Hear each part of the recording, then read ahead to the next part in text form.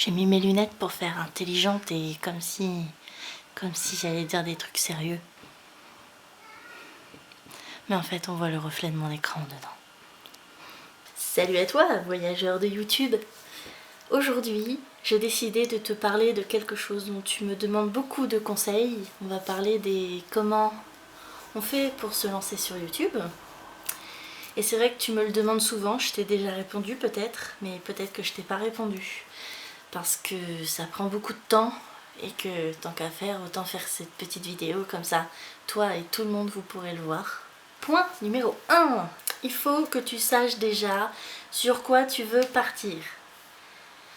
En termes de concept, il ne faut pas que tu t'éparpilles trop, mais il faut aussi que tu te démarques des autres gens, parce qu'on est déjà des millions sur YouTube et on fait beaucoup toute la même chose. Il faut que tu saches à peu près ce que tu veux faire. Mais en gros, faut pas que tu te lances dans un concept trop fermé. Par exemple, si tu veux faire du DIY et du vlog, tu peux. Si tu veux faire, je sais pas moi, de la cuisine, tu peux mélanger des petites choses, comme moi je le fais d'ailleurs. Fais-toi plaisir, mais ne t'éparpille pas trop. Et ne te lance pas forcément dans le « je fais comme tout le monde ». Faites attention, chaîne de beauté pour les filles, chaîne de gaming pour les hommes. Ou inversement, mais il y en a déjà trop. Vous pouvez, si vous voulez faire du contenu, vous n'êtes pas obligé de faire comme tout le monde, surtout si vous voulez vous démarquer. Point numéro 2, il faut que tu te trouves un nom, parce que mine de rien, c'est quand même très très important. Et par exemple, si tu veux faire une chaîne de création un peu comme la mienne, c'est-à-dire filmo, bijoux, tout ça, il faut que tu trouves quelque chose d'original qui va se retenir assez vite.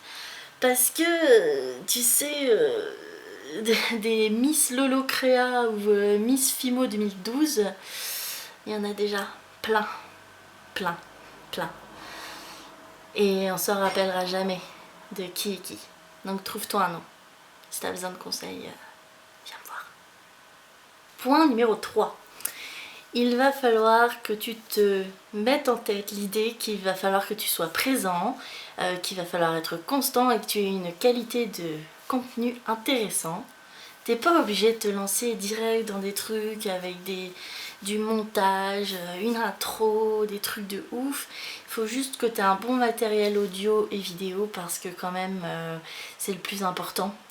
La plupart des téléphones maintenant sont de très très bonne qualité, à part le mien. Et sinon il y a des appareils photo, des petits caméscopes qui se trouvent assez facilement. Donc franchement, faut vraiment pas lésiner sur la qualité, c'est ce qu'il y a de plus important.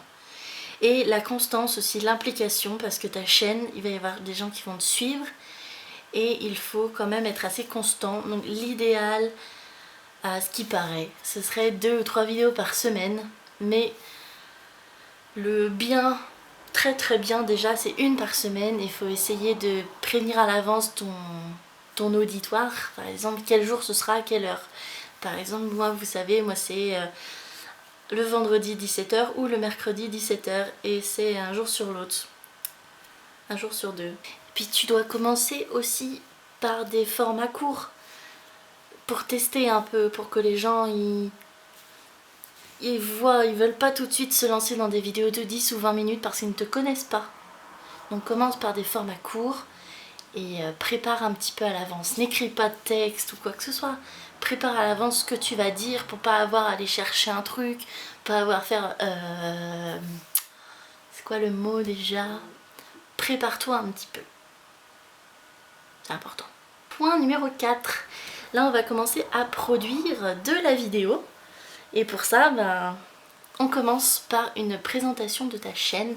Parce que si tu veux que les gens s'intéressent un petit peu, donc tu lances une présentation, un format court aussi, de qu'est-ce que tu vas faire sur ta chaîne, pourquoi les gens devraient s'abonner et te suivre. Et c'est très important. Moi je ne l'ai pas fait et il faudrait que je le fasse parce que c'est une fenêtre sur le monde qui clique sur ta chaîne et c'est très important. Ensuite tu commences à publier ton contenu, tu peux le préparer à l'avance et le poster en planifié, c'est-à-dire tu le postes un jour mais tu mets la date de diffusion un autre jour. Comme ça tu les fais à l'avance et elles sortent par exemple tous les mardis. ça c'est top. Numéro 5, il faut avoir une certaine maturité sur YouTube parce qu'il y a à boire et à manger. Si vous êtes trop jeune, méfiez-vous. Moi je déconseillerais d'être trop jeune pour se lancer sur une chaîne YouTube. Je trouve ça... c'est un monde d'adultes et les gens sont sans pitié parce qu'il y a beaucoup de jeunes aussi. Donc il faut faire attention, il faut être mature, il faut savoir répondre aux commentaires. Puisqu'il faudra répondre aux commentaires. Il faut pas être insultant, il faut être respectueux, il faut être à l'écoute. Enfin, c'est tout un monde. YouTube c'est un monde impitoyable, donc il faut savoir être assez... pouvoir prendre du recul et ne pas tout prendre trop personnellement pour pas être déprimé et être démoralisé. Puis il faut aussi que tu saches bien parler, être à l'aise devant la caméra, avoir du vocabulaire, avoir une assurance quand même, parce que sinon t'as vite l'air gêné et on se demanderait presque pourquoi tu fais des vidéos. Assume, assume. Point numéro 6, c'est un point très important puisque c'est entretenir sa relation avec ses abonnés, c'est l'interactivité, l'interaction entre toi et ton abonné, parce que ce sont des gens qui te suivent, qui s'attachent à toi, donc il faut... mets-toi sur les réseaux sociaux, Facebook, Twitter, Instagram, ça marche très fort, pas pour faire ta pub, juste pour donner des infos, discuter, donner un avis, tout ça. Il faut interagir avec tes abonnés, répondre à leurs commentaires. Tu peux pas répondre à tous au bout d'un moment quand tu commences à avoir beaucoup d'abonnés, mais tu peux répondre et toujours faire des commentaires gentils ou répondre à une critique par une réponse construite, parce que tu auras aussi des critiques. Donc c'est créer un lien avec tes abonnés, c'est vraiment très très important. Et moi-même je le sais puisque maintenant tu repères assez vite les personnes qui te suivent et qui commentent à chaque vidéo et ça devient ton petit auditoire, pas favori, mais c'est le seul pourcent qui prend le temps de commenter et tu les repères. Et si tu leur réponds en plus, ils vont encore plus s'attacher à toi et c'est comme ça que tu développes une vraie relation avec tes abonnés. Le point numéro 7, c'est un point aussi très très important parce qu'il faut être soi-même. Il faut ne pas montrer d'hypocrisie, il faut être dans l'humeur du moment. Si ça va pas trop, c'est pas grave, c'est comme ça, il faut montrer qui vous êtes parce que les gens vont s'attacher à votre personnalité et ils vont s'identifier à vous. Il faut pas essayer de ressembler à machin ou essayer d'être un modèle de vertu, parce qu'on est sur YouTube, il n'y a que des vrais gens sur YouTube, c'est pas des modèles, c'est pas des gens qui sortent d'un moule, c'est que des vrais gens. Donc soyez vous-même et montrez votre personnalité, tout simplement. Conseil numéro 8, prends ton temps. Ne va pas trop vite et construis ton univers d'abord, du contenu, avant de vouloir avoir beaucoup d'abonnés, parce que ça viendra pas tout de suite, ça va prendre beaucoup de temps. La preuve, moi, ça prend du temps, mais parce que je construis petit à petit mon univers. Il faut que tu prennes le temps de construire ton univers sur ta chaîne, ne pas over-puber partout, de poster tes vidéos partout, genre viens voir ma vidéo, ça va saouler tout le monde, c'est pas comme ça qu'il faut réagir. Construis ton truc, les gens vont commencer à te suivre tout doucement, et si tu vas créer ton petit noyau comme ça, et ça va les gens vont t'aimer pour qui tu es, et ils veulent pas... Ils veulent ça, ils veulent de l'authenticité et après ça viendra tout seul. Prends ton temps, va pas trop vite. Point numéro 9. Toujours dans l'idée de prendre son temps, il y a aussi savoir prendre du recul, savoir se remettre en question pour évoluer, parce que si tu n'essayes pas d'évoluer, de changer, pas qui tu es, mais si tu n'essayes pas d'évoluer, les gens ils vont pas forcément continuer à te suivre. Les gens, ils veulent évoluer en même temps que toi, donc remets-toi en question, fais des nouveaux trucs. Si tu as lancé une série de vidéos, t'en as marre, tu l'arrêtes, c'est tout, basta. Tu vas évoluer, devenir un youtubeur peut-être complètement différent de ce que par lequel tu as commencé. Et les gens vont te suivre pour ça aussi, et ils vont évoluer avec toi, ils vont grandir avec toi, même s'ils ont 30 ans.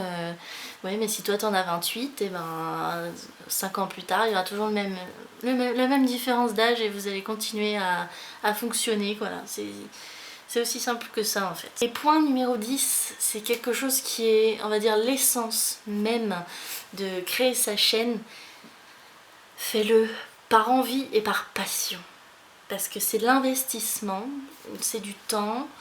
Il faut que tu sois passionné, comme moi je suis passionnée par ce que je fais. J'adore faire des vidéos, j'adore filmoter, j'adore le rock, le métal, c'est pour ça que je fais tout ça. J'adore ça vraiment, c'est vraiment mon baba. Alors il faut que toi, ce soit ton truc, il faut que tu aimes ça aussi.